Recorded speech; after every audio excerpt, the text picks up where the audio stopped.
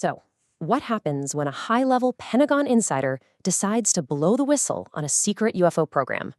But the very government he worked for turns around and says he's lying. We're about to dive into a recently declassified document that shows this incredible power struggle happening deep inside the US government. It's a fight over what's real and who gets to tell us the truth. Our story kicks off right here with this official seal from the Department of Defense. It all started with a formal request for information. Now, it seems simple enough, but as you're about to see, this single request pried open a door that the Pentagon really wanted to keep locked. And here's what came back. A mountain of paper. 416 pages to be exact. But the real story? Well, it might just be in what we can't see.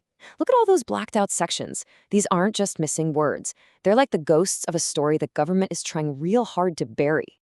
And buried deep inside all that paperwork is this bombshell. I mean, you can't make this up. It's from an email saying that a former intelligence official, Luis Elizondo, is threatening to sue the Department of Defense. This is so much more than an internal disagreement. This is open rebellion. So you're probably asking, how did this internal fight ever see the light of day?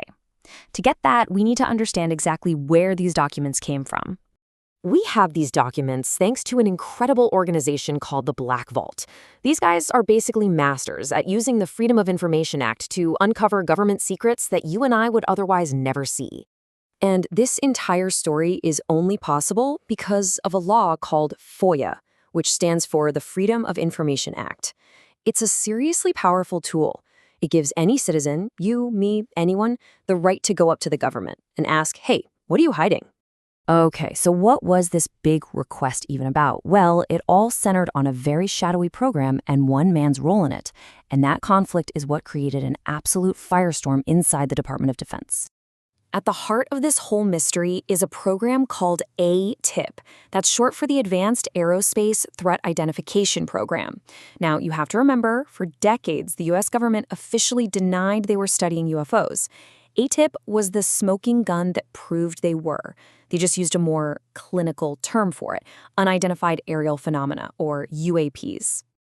And this slide right here perfectly sums up the core conflict. On one side, you have Luis Elizondo, a career intelligence officer who goes public saying, I ran the Pentagon's secret UFO program.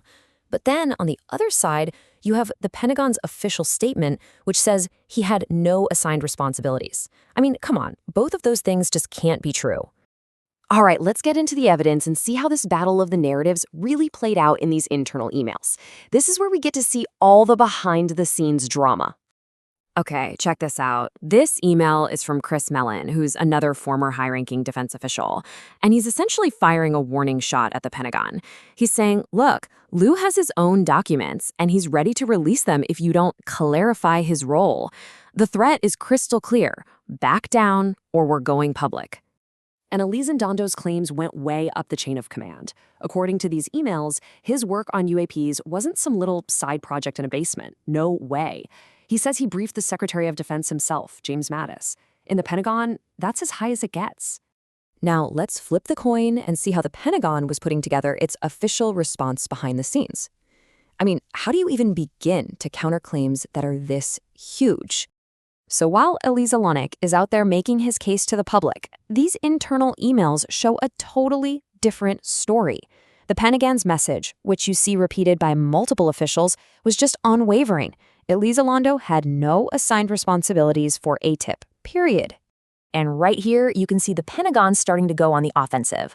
They're already picking apart Elizondo's evidence, and they seem to think his whole case is pretty weak, maybe even built on a single slip-up by a spokesperson. They're absolutely gearing up for a public relations war. But, a story this explosive couldn't stay bottled up inside the Pentagon forever. Not with the media circling, just waiting for it to break. And we're not talking about some niche blogs here. Look at this list. The Intercept, Politico, Vice, HuffPost. These are major news outlets, and they were hounding the Pentagon for answers. The pressure was really on, and the Department of Defense knew it had to get its story straight and fast.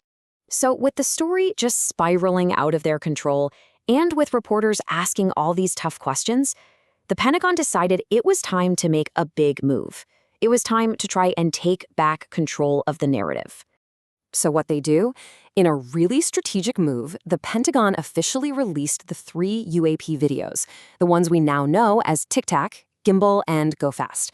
But their justification was key. They admitted the videos had already been leaked through an unauthorized release. That was a direct shot at Elizadondo's camp. It was the Pentagon's way of trying to get back in the driver's seat of the story. So after 416 pages of emails, arguments, and all those blacked-out redactions, what's the big takeaway? After this incredible crack in the vault, what have we actually learned? Well, for all the bureaucratic infighting over who was in charge of what, the Pentagon's official position on the actual UAPs, it hasn't changed one bit. The videos are real, but what's in them remains officially unidentified. And that leaves us with the biggest question of all, doesn't it? This story isn't just about strange lights in the sky. It's about power, it's about secrecy, and it's about who gets to control the official story. So when our own government is fighting with itself over what's true, who are we supposed to believe? That's the real question these declassified files force every single one of us to ask.